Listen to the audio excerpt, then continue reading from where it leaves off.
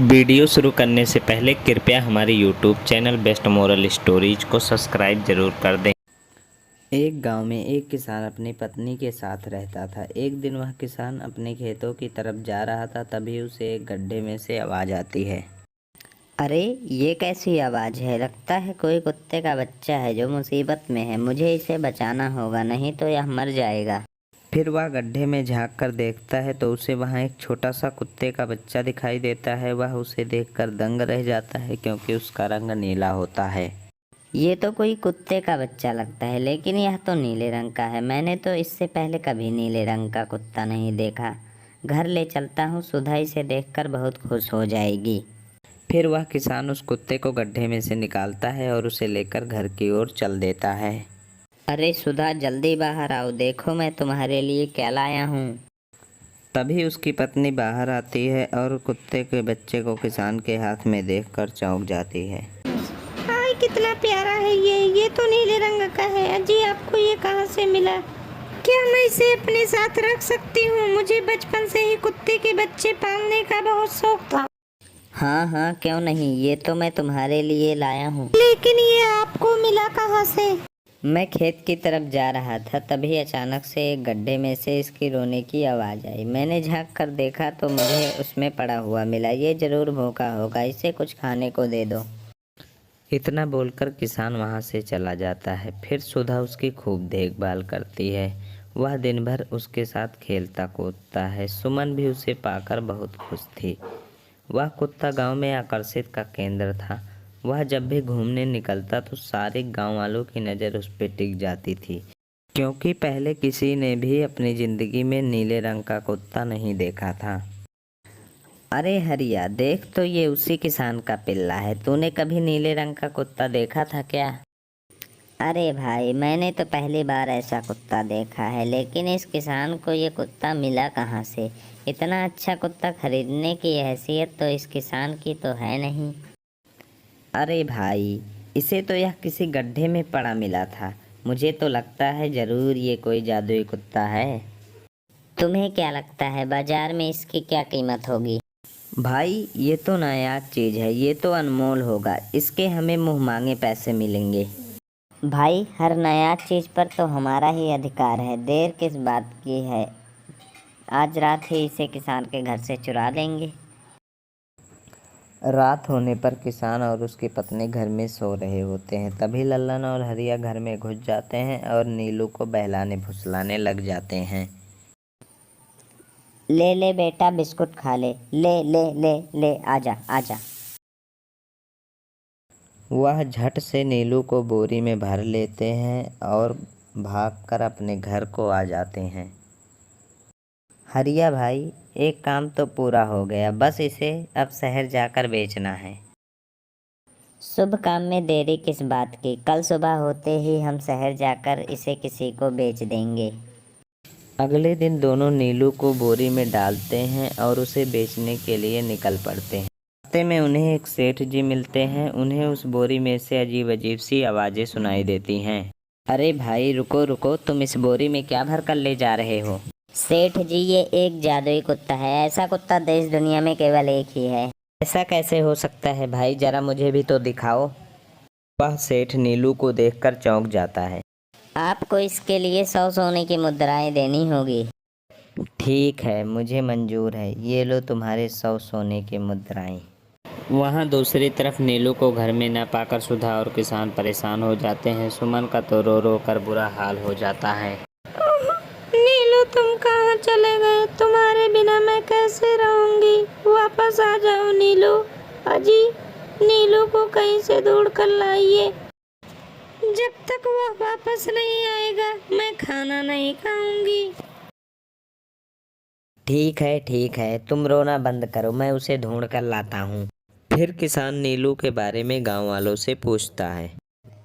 अरे भाई, मैंने तुम्हारे कुत्ते को देखा था। वो लल्लन और हरिया उसे बोरी में भरकर ले जा रहे थे। वो अवश्य तुम्हारा ही कुत्ता होगा।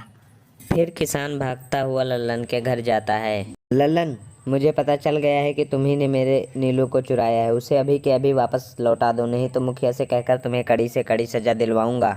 अरे हरिया भाई, इसे कैसे पता चल गया? लगता है किसी ने हमें इसे चुराते हुए देख लिया होगा। मुझे अभी के अभी मेरा कुत्ता वापस दो, वरना तुम्हारे साथ अच्छा नहीं होगा। भाई, हमने तो तुम्हारे कुत्ते को 100 मुद्राओं में बेच दिया। अब तुम चाहो तो सारी मुद्राएं रख लो और हमें छोड़ दो। नहीं नहीं, मेरा कुत्ता ही चाहिए। तुम्हारे पास कल सुबह तक का वक्त है। कैसे भी करके उस व्यापारी को ढूंढो और मुझे मेरे कुत्ते को लाकर दो, नहीं तो तुम जेल जाने के लिए तैयार हो जाओ। न कहकर किसान वहाँ से चला जाता है। अरे मर गए रे, अब क्या करे। ये तो थानेदार की धमकी देकर गया है। मुझे जेल नहीं जाना है भाई, कुछ करो ना। हाय रे, अब क्या होगा। चलो उस सेठ को ढूंढते हैं और उससे उसके सारे पैसे लौटाकर उस कुत्ते को वापस ले लेंगे। वो दोनों उस सेठ की तलाश में जंगल में निकल पड़ते हैं, लेकिन उन्हें ढूंढने पर भी वह सेठ नहीं मिलता है। लल्लन भाई, यहाँ उस सेठ का तो नामो निशान नहीं है। ना जाने अब तक कहाँ निकल गया होगा। अब क्या करें, हमारे पास कल सुबह तक का ही वक्त है। अरे हरिया, वो देख, ये तो बिल्कुल किसान के कुत्ते जैसा लग रहा है। तुम्हारे आँख में मोतियाबिंद हो गया है क्या? बेवकूफ़, किसान का कुत्ता नीले रंग का था, लेकिन यह तो भूरे रंग का है। तुम्हें नीले और भूरे रंग में फ़र्क नहीं दिखाई देता क्या? अरे तो क्या हुआ, अगर हम इसे नीले रंग से रंग दे तो यह बिल्कुल हूबहू नीलू जैसा नहीं दिखाई देगा। बात तो तुम सही कहते हो भाई, चलो फिर देर किस बात की। फिर वो दोनों उस कुत्ते को पकड़कर अपने घर ले जाते हैं। फिर उसे नीले रंग के पानी में मिलाकर उसमें डुबो कर उसका रंग भी नीला कर देते हैं। अरे भाई हरिया, ये तो बिल्कुल नीलू जैसा दिख रहा है। फिर अगले दिन वो उस कुत्ते को अपने साथ लेकर किसान के घर जाते हैं। अरे भाई मोहन, देखो हम तुम्हारे लिए क्या लाए हैं। जल्दी आओ, तुम्हारा नीलू वापस आ गया है, जल्दी आओ। किसान और सुमन की खुशी का ठिकाना ना रहा। लल्लन और हरिया, तुमने तो गुनाह बहुत बड़ा किया था, लेकिन वक्त रहते तुमने उसे सुधार लिया है, इसलिए तुम दोनों को मुझे कोई शिकायत नहीं है। तुम दोनों जा सकते हो। फिर वो दोनों वहाँ से निकल जाते हैं। नीलू, तुम वापस आ गए। मुझे तुम्हारी कितनी फिक्र हो रही थी। कहाँ चले गए थे तुम?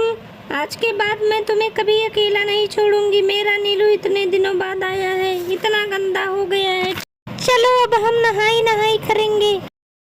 फिर सुमन उसे नहलाने लगती है। चले, मेरा नीलू नहाई करेगा, इतना गंदा हो गया है। पानी उसके ऊपर पड़ते ही वह कुत्ता छटपटाने लगता है। अरे क्या हो गया नीलू? तुझे तो नहाना बहुत पसंद था, अब क्या हो गया? तभी उसका सारा नीला रंग उतरने लगता है। अरे ये क्या, इसका रंग क्यों उतर रहा है? तभी वह कुत्ता गुस्से में आकर सुमन को काट लेता है। अरे मर गई रे, हाय रे। अरे सुनो जी, इसने तो मुझे काट खाया। हाय रे अजी, सुनते हो? जल्दी आओ, मुझे लगता है ये हमारा नीलू नहीं है। देखो, इसका सारा रंग उतर गया। ये तुमने ठीक नहीं किया लल्लन, अब मुझसे बुरा कोई नहीं होगा। फिर किसान गुस्से में लल्लन और हरिया के घर जाता है। ए लल्लन, जल्दी से दरवाज़ा खोल। लल्लन, जल्दी से दरवाज़ा खोल, नहीं तो इसे तोड़ दूंगा। आज तुम्हें मुझसे कोई नहीं बचा सकता। अरे मर गए रे, ये तो उसी किसान की आवाज़ है। लगता है इसे हमारी तरकीब के बारे में पता चल गया है। अरे क्या हुआ भाई, इतने गुस्से में क्यों हो? तुम्हें क्या लगा मैं बेवकूफ़ हूँ? किसी भी हमारे कुत्ते को नीला रंग चढ़ाकर दे दोगे और हम मान लेंगे कि वो नीलू है। भाई हमें माफ़ कर दो, हमने उस सेठ को ढूंढने की बहुत कोशिश की, लेकिन उसका कोई नामो निशान ना मिला। भाई तुम यह 100 मुद्राएं रख लो, मैं इससे ज़्यादा तुम्हारे लिए कुछ नहीं कर सकता।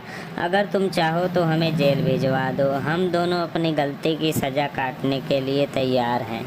किसान उदास हो जाता है और 100 मुद्राएं लेकर अपने घर वापस आ जाता है। मुझे माफ़ कर दो सुमन, मैं तुम्हारे नीलू को नहीं ढूंढ पाया। ये लो, ये 100 मुद्राएं हैं जो नीलू को बेचने पर उन्हें मिले थे, जो उन्होंने मुझे दे दिए। उन्हें अपनी गलती का बहुत पछतावा है, लेकिन अब कुछ नहीं हो सकता। नहीं, मेरा नीलू जरूर वापस आएगा। हम एक काम करते हैं, कल इन 100 मुद्राओं का भोजन खरीद कर गरीबों में बांट देंगे। क्या पता उनकी दुआओं से हमारा नीलू वापस आ जाए। अगले दिन सुबह होने पर उन पैसों से गरीबों में भोजन बांट देते हैं और वापस अपने घर की ओर चल देते हैं। तभी उन्हें कुछ आवाज़ सुनाई देती है। वो दोनों चौंक जाते हैं। अरे ये तो मेरे नीलू की आवाज़ है। नीलू, नीलू तुम कहाँ हो? तभी सामने से भागता हुआ नीलू उनके पास आता है। नीलू तुम वापस आ थे, मैं तुम्हारे बिना कितनी उदास हो गई थी। किसी ने सच ही कहा है, दुआओं में बहुत शक्ति होती है।